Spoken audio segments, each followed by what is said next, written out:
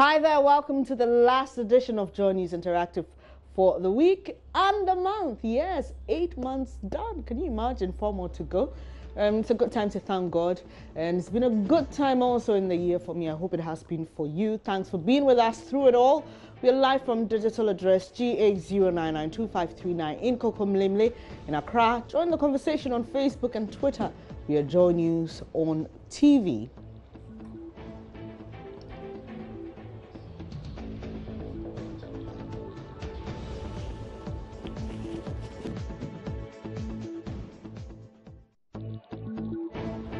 The show is also live on DSTV channel 421 and GoTV channel 144. Let's start with an issue that's been, for many people, thorny in our politics. It's a situation where once Party A wins the elections, the leaders sometimes sack or replace those employed by the predecessors. So it's been called the winner-takes-all syndrome, and many political analysts have over the years spoken about how it doesn't help our politics here. They say it's one of the reasons Ghana is still underdeveloped.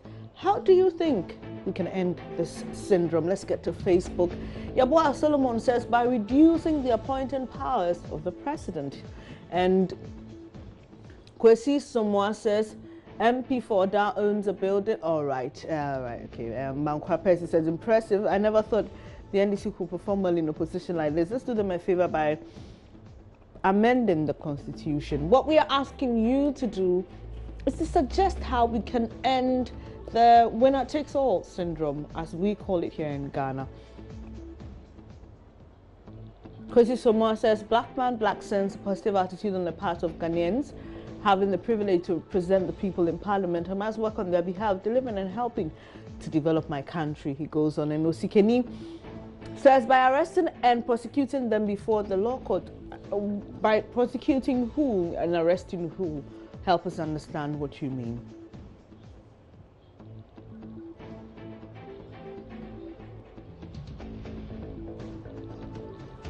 Well, I read this earlier, Kwesi Somoa talking about how representing people in parliament must be a priority, and so also says in solving it, I think the AG should start massively by investigating and prosecuting corrupt officials. I'm sure you mean to say. Let's talk football now. And on Thursday, the draw for the group stage of the UEFA Champions League was held. Don't forget, Real Madrid are still champions, and they will seek to retain the trophy with or without Ronaldo, and also their coach Zinedine Zidane. Real Madrid is in group with Roma, CSK Moscow of Russia, and Victoria Plzeň of the Czech Republic. Now, do you think Real Madrid can retain the title? They've done it 3 times in a row. That's a record that has never been achieved. Philip says winning the title for the 4th time will be a very difficult task. But the day is still young to tell who wins the trophy. Let the game begin, then we can predict by their performance. Osikeni Ibrahim says Madrid are nothing without Cristiano, so they'll even exit at the round of 16. He says the new winners of this year's UCL is Tottenham Hotspur. Straight up, okay, I'm sure you're a Hotspurs fan then. Issa says Madrid made history for 3 consecutive times. Juventus need to win, and Abdullah says Real Madrid can do it again. Real Madrid is UCL, and UCL is Real Madrid. I can tell you are a Madrid fan through and through. Abdul says it's Juventus era. Okay, let's see how it works.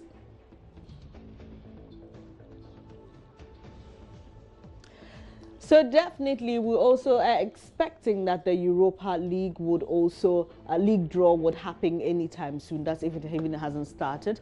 But on Twitter, we have been picking reactions to the UCL draw. This one says, I'd underestimate this year's Manchester United everywhere, but the Champions League, write this team off at your own peril. And there's some replies. This one says, you're trying to tell me Manchester United would win against Juventus? My friend. I'm sure you're trying to say stay awake. Manchester United might end up playing Europa. And Santos says, well, he's not angry at those comments.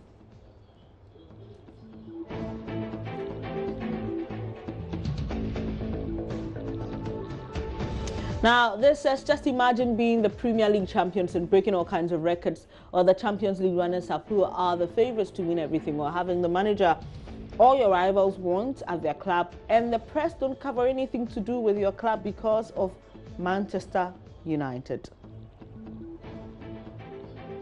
And well, Philmatic says I'll probably get over it. And Jimmy McBride said, looking through the black pages, I presume that they only did the Manchester United Champions League draw yesterday and they'll do the rest some other time. And this says, if Juventus wins 2-0 versus Manchester United in the Champions League, Mourinho, 2, that also means I have 2 more Champions League titles than Juventus since I started managing, one with Porto, another with Inter. Respect, okay. And this says the UEFA player of the season was based on performance in the Champions League, Ronaldo clearly performed exceeding well, but Modric was given based on his club and World Cup performance. It'll be hard for Ronaldo to win the Ballon d'Or in December, he says.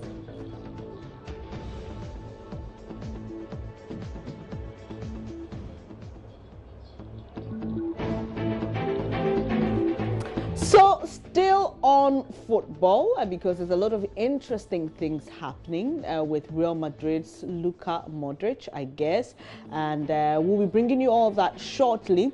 We'll take a quick breather here on JoyNews Interactive. When I come back, there's a lot more to talk about.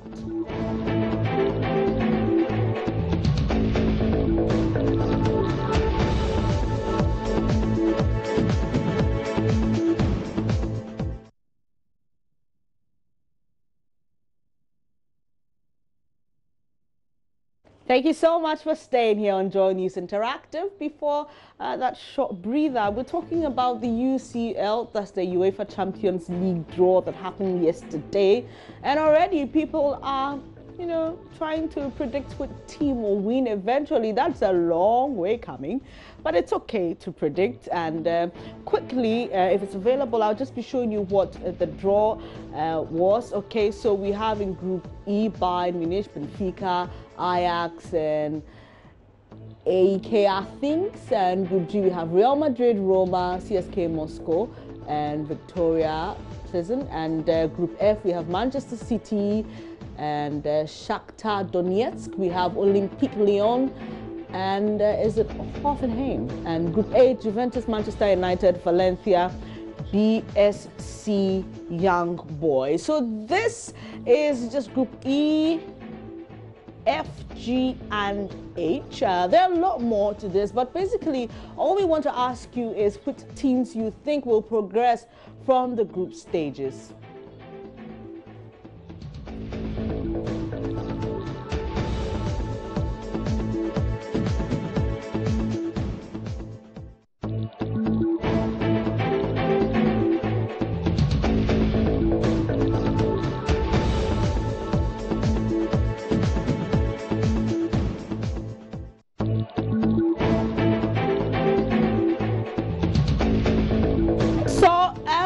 Teams each from a group will qualify. Group A, we have Atletico Madrid, Borussia Dortmund, Monaco, and a lot more. So just let us know which teams you think will progress from the group stages, or what you've been told.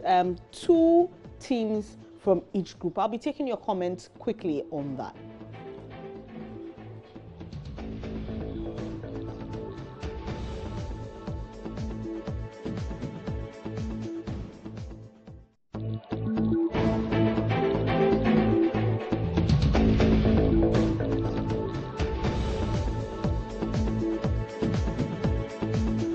Interesting pairings, isn't it? Well, there's definitely a lot more to talk about here on JoyNews Interactive, don't forget.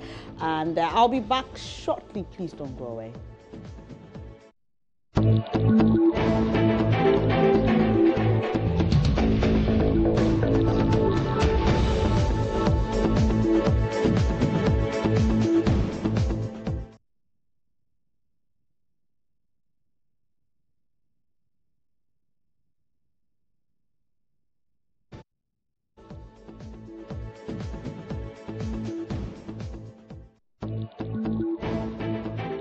So which teams will progress from the UEFA Champions League group stages? Well, your boy Solomon thinks Barcelona will, and he says he doesn't care about the rest.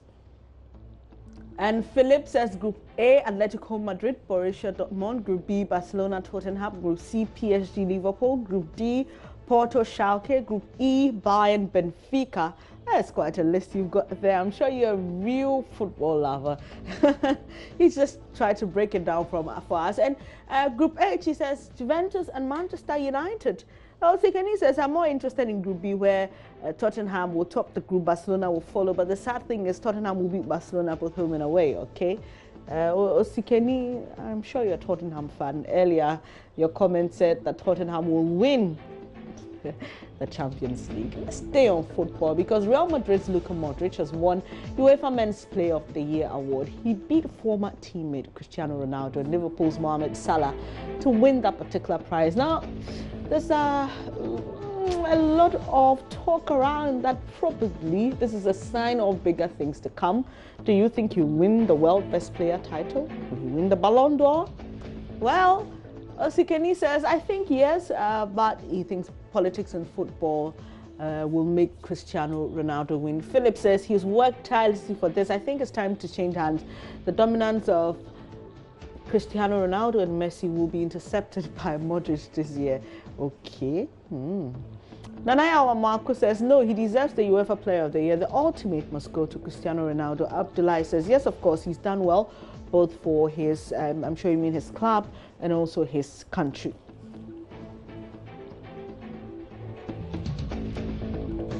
And Isaiah says, well deserved, he's the midfield general. And Ideas Dos Santos says, Mohamed Salah deserves to win Ballon d'Or. Some may think it's too early. Kojo Ejapong says 100% yes. Enes says, why not?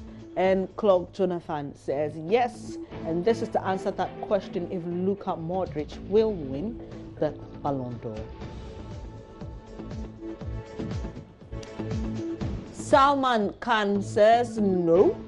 Stephen Bosie says yes, I actually want him. His wish is that he would win. And Justice Kofi says yes.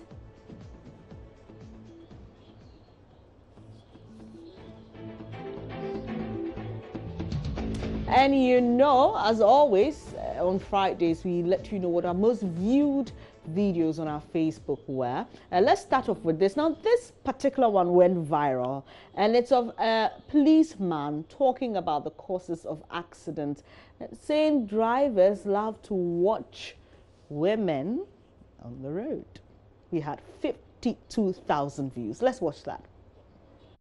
When they see a beautiful one on the road, instead of driving past, they want to slow down and watch. Sometimes they hit, and it's a serious. When you say sometimes they think it's a joke, it's not a joke at all. There was a program that we did, we invited the drivers, and it was one of their main concerns that the women should be focused.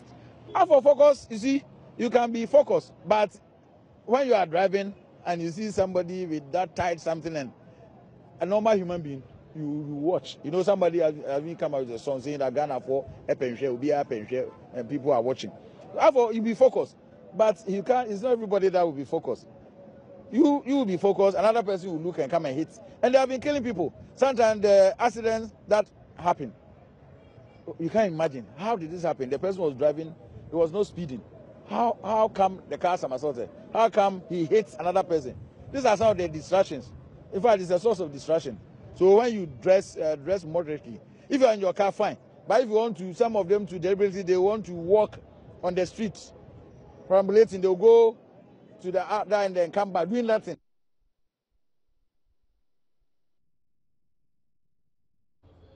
Well, there you have it. The policeman is admonishing women to dress moderately. That had 52,000 views, followed by the Cathedral saga, and you know, the reason being given that the cathedral is to offer thanks to the Almighty God for his blessings, and that statement was made by President Akufo-Addo. That had 49,000 views. We put up that video on our Facebook because people were asking, what at all is this national cathedral for? Listen to the president. March 2017, the 60th year of our independence.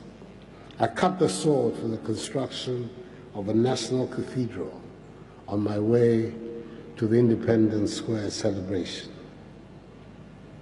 The purpose of the cathedral, as I indicated at the sword cutting, was to offer thanksgiving to the Almighty for his blessings to us as a nation, and to address a missing link in the nation's architecture by building a church for national purposes. We're grateful to the Almighty that exactly a year on, and once again on my way to the Independence Square celebrations, we're gathered here to unveil the design. I'm deeply grateful to the distinguished Board of Trustees and the eminent clergy and the Secretariat of the Cathedral Project for working around the clock to make this possible. One of the significant developments of the past year was the commissioning of an architect for the Cathedral Project. I'm proud to announce to the nation that we have commissioned one of the most iconic of contemporary global architects and a son of Ghana, David Ajay, as the main architect for the project. Throughout history, what has distinguished the great cathedrals and those with a national character is the broad mobilization of the entire community in support of the building and maintenance of the cathedrals. Before the cathedrals, this was true of the temples and the tabernacle.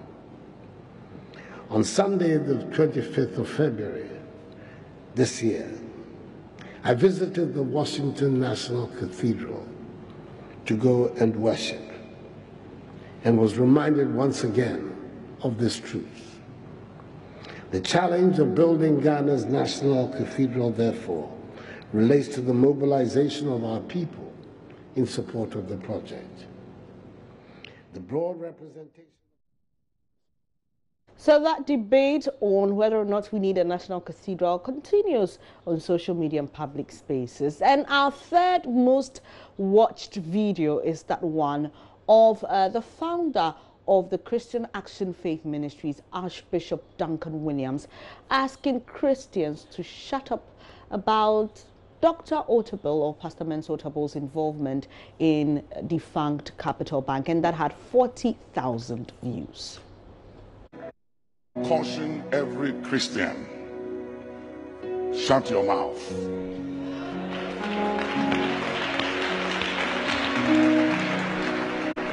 Number two, the Bible says, judge not that you may not be judged. So shut your mouth. Stop talking about things you don't understand. Somebody asked me, what do you think? I say, I don't think anything. I don't understand. I don't know the details. So let the authorities handle the situation. Don't talk. You talk too much. So you heard the Archbishop Duncan Williams. That was our third most viewed video on Facebook, and that's how we wrap up this edition of JoyNews Interactive. I'm Bernice Abubedu. Really appreciate your company. Do stay with us here on the JoyNews channel. Take care.